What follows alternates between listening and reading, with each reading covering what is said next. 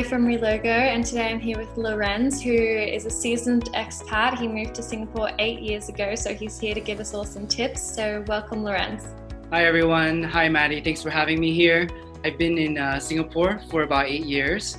Prior to that, I was living, working, or studying in Taipei, Boston, Shanghai, and New York. I moved here for work. I specifically wanted to work for the Ritz-Carlton in Asia.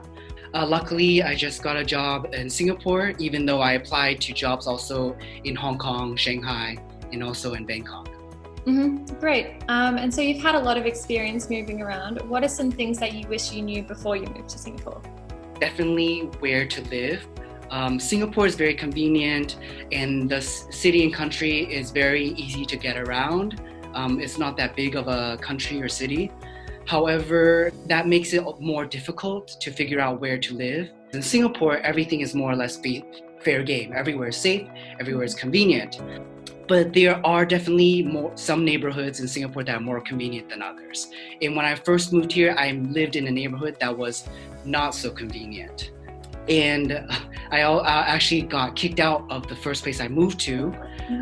So another thing I wish I knew was being able to identify certain red flags when it comes to deciding where to live. In terms of where I got kicked out of, the red flag I should have noticed is that this is my landlord at that time. It was the first time of them being a landlord.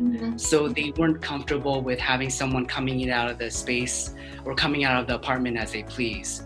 So that's why they decided not to continue my lease in that property.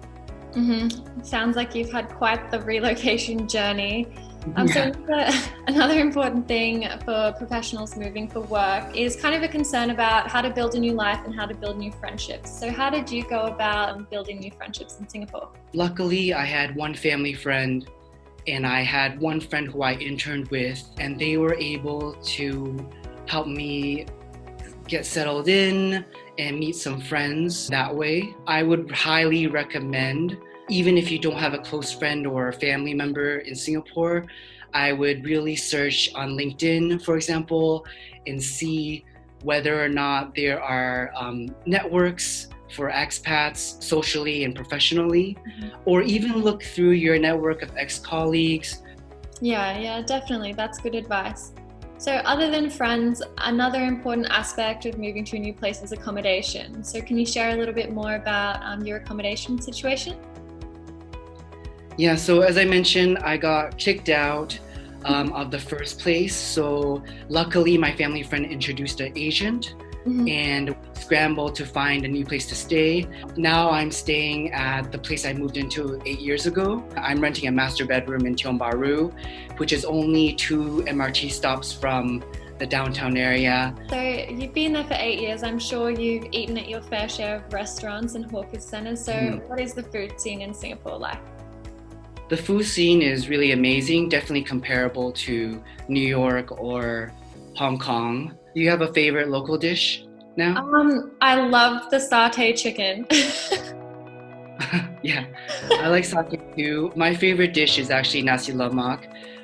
Even though I lived in Asia for at least half of my life, I never discovered nasi lemak until I came to Singapore. And I'm glad I did.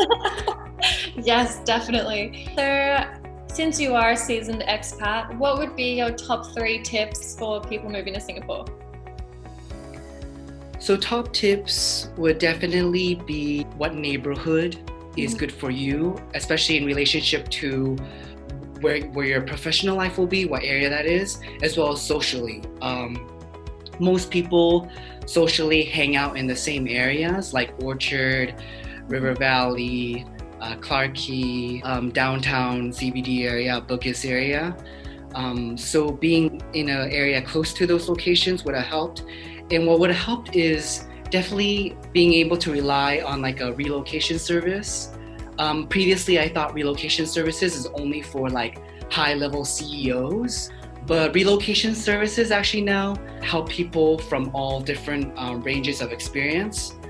And another thing is being able to depend on co-living. When I first moved here in 2012, there was no such thing as co-working or co-living. Mm-hmm. And that would have been good for me, being able to go to a co-living space where I didn't need to look for cleaning services or a handyman for aircon services. These I had to find myself, and I actually had bad experiences.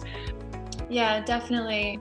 I think there is misconception that relocation services are for people like CEOs and really high-powered executives, but the Relogo service definitely caters from people from students to professionals like yourself, all the way up to the higher-end clients. And Relogo is actually launching our co-living platform in June, so that's exciting, and make sure you keep your eye out for that. But thank you so much for your insight today. We all definitely appreciate all your tips. So yeah, thank you so much. Thanks for having me. Have a good day. Bye.